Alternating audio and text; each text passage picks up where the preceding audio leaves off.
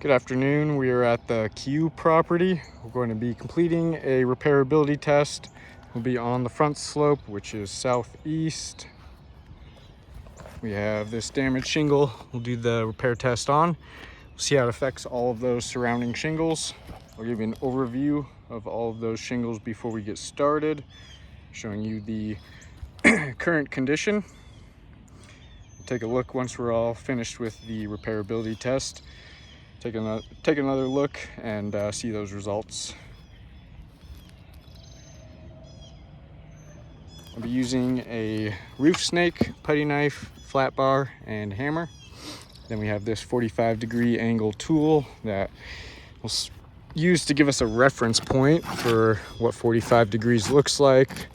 Slide it underneath the damaged shingle, and I'll give you some views of that.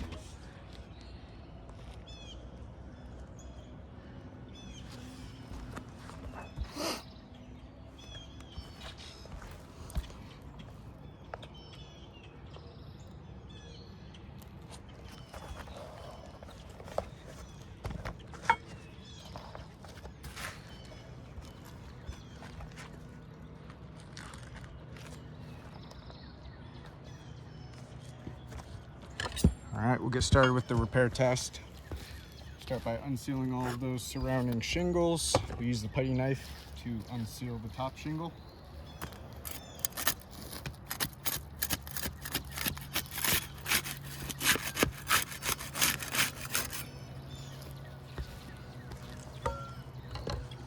And we use the flat bar to unseal the rest of those.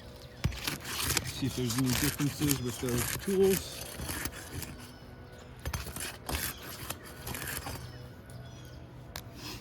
And then we'll start removing those nails.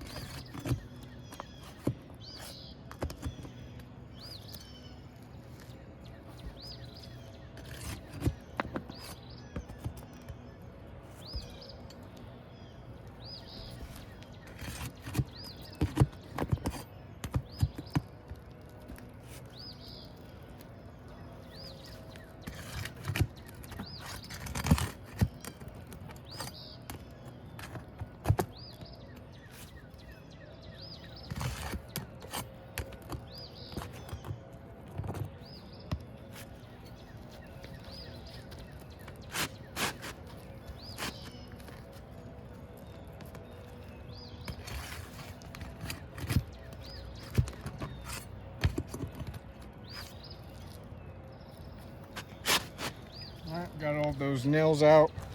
So we'll go ahead and simulate a repair. The best way to do that, we'll slide that damaged shingle out. And we'll slide it back in.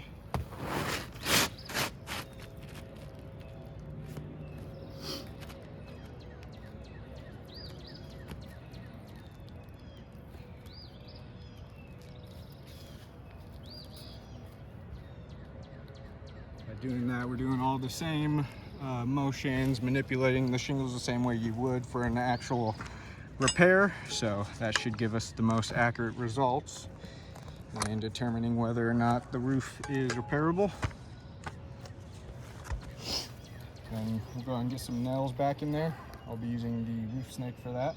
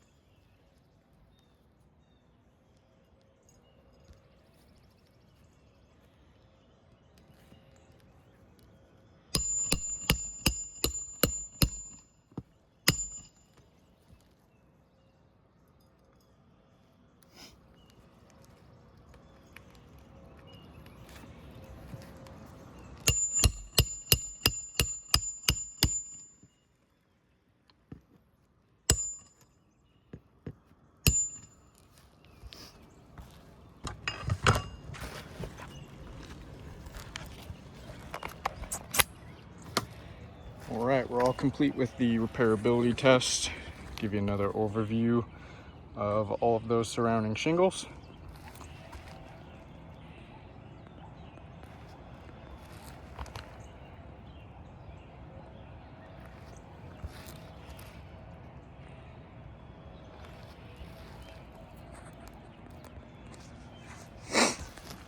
Take a closer look at these tabs right above that damaged shingle.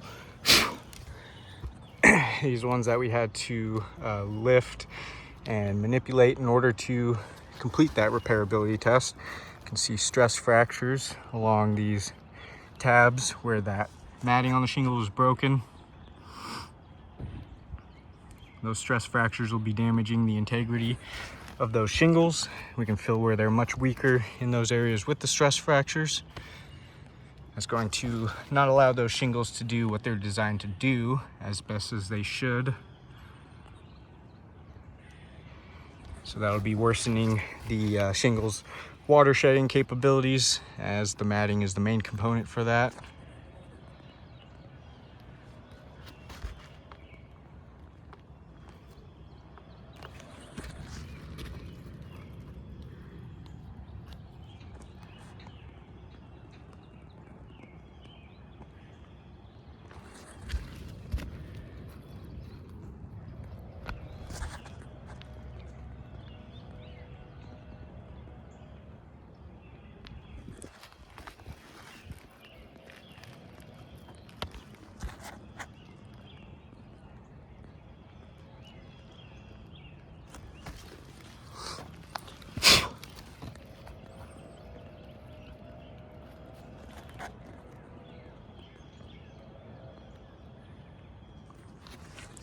And we'll take a look underneath, see if we're seeing any mat transfer.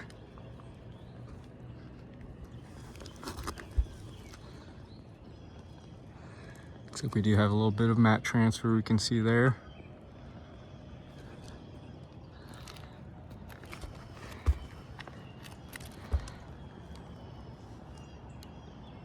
Got some bad mat transfer right there. You can see some exposed fiberglass. You can see a rip in the shingle from that mat transfer. You can see that chunk of matting stuck to the bottom of the tab there. You can see the mat transfer right here, where that left exposed fiberglass on the bottom of that tab. So we got mat transfer along both of these rows, which we used the putty knife to unseal the top one, flat bar to unseal the lower ones. We can see mat transfer along both of those rows, so either tool, it looks like, that's going to be used is going to be causing some form of mat transfer. You can see that right there as well.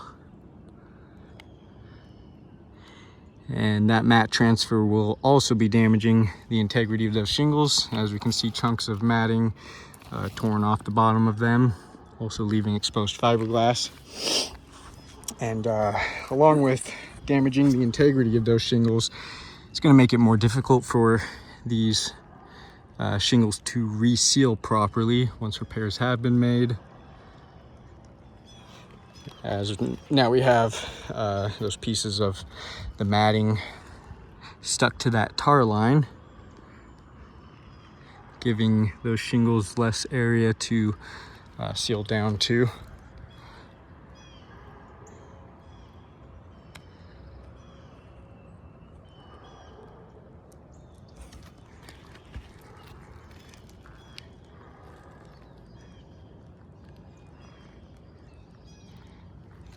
So with all of those stress fractures, along with the mat transfer damaging those surrounding shingles, I do not believe repairs are feasible to this roof. You can see with those damages, the condition of those surrounding shingles are going to be left in a condition where there will be potential water intrusion. And we can see the wind damage on this roof is very widespread. Got all over this front slope here. Got some on that left slope as well. So we can see if repairs are completed to this roof, what all of those surrounding shingles are going to look like. You're gonna be left in a condition for potential water intrusion, and this insured would have potential leak hazards all over their roof anywhere there needing to be repairs completed. And they would be left with, you can see, 3 additionally damaged shingles. We got 1 tab on shingle 6, and then shingle 5 and 7 are all damaged from that repairability test. So every one of those wind damaged shingles are going to have an additional 3 damaged shingles, and I do not believe that that would be indemnification, leaving the insured with more damaged shingles than they previously had. So I do not believe this roof is repairable. I'll go and chalk up all of those damages and get some better pictures of those. Thank you for your time.